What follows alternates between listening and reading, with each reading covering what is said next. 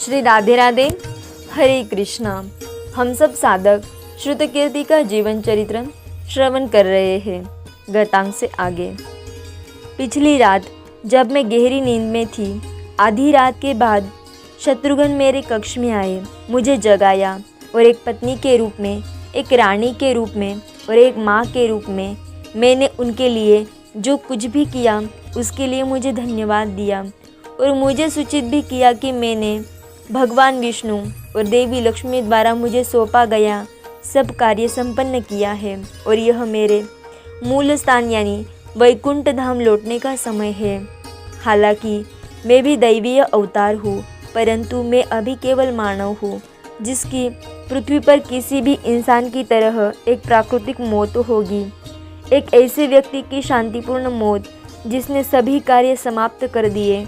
यह मरने के तरीके को भी संदर्भित करता है, न हिंसा से और न ही दुर्घटना से या किसी भयानक बीमारी से, न कोई बेईमानी से और बिना ज़्यादा दर्द के। श्रुतकीर्ति मृत्यु का अनुमान लगा रही थी। वह मृत्यु के क्षण को देख रही थी। इस दौरान उसकी धड़कन और श्वास धीमी हो रही थे।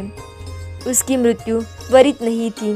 उसकी मौत के बाद भी उसका दिमाग 10 मिनट तक काम करता रहा। वो उर्मिला को देखना चाहती थी, लेकिन शक्तिहीन शरीर ने उसे ऐसा नहीं करने दिया। भगवान जाने कि उर्मिला को कैसे पता चला और उसने राज्य के मुख्य वैद्य को बुलाया, जिन्होंने श्रुतकीर्ति की जांच के बाद नाड़ी का बंद होना, श्वास का न होना, हाथ पाँव का न हिलना और पुतली के संकुचन की अनुपस्थिति परख ली। कुछ और परीक्षाओं के बाद, जैसे शरीर का रंग और तापमान, वैद्य ने श्रुतकीर्ति को मृत घोषित कर दिया। सभी पुत्रों और परिवारों को राजमाता श्रुतकीर्ति के अंतिम दर्शन के लिए बुलाया गया था।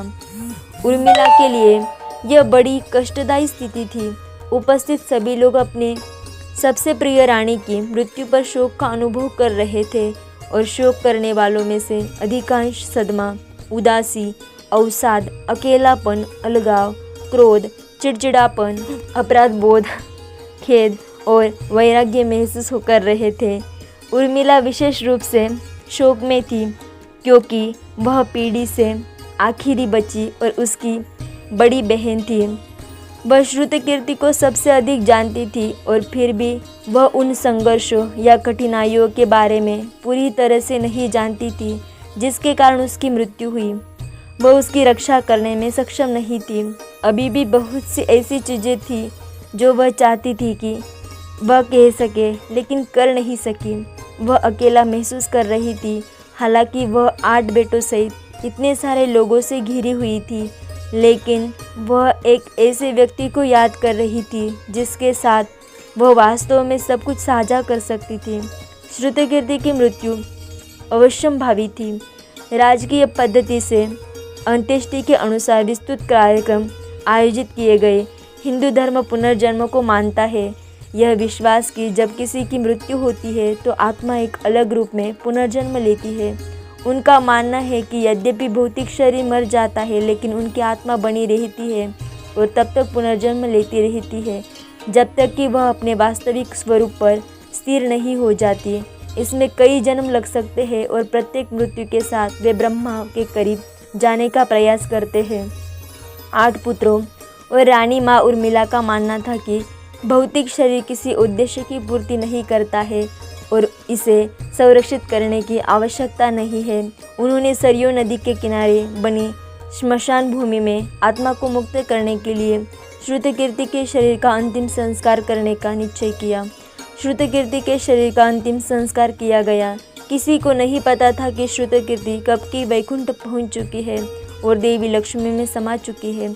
उसका पुनर्जन्म और अवतार सभी भगवान की इच्छा है। श्रुतकीर्ति हमेशा के लिए चली गई थी और उसने अपने सारे कर्म समाप्त कर दिए थे। राधे राधे, हरे कृष्णा।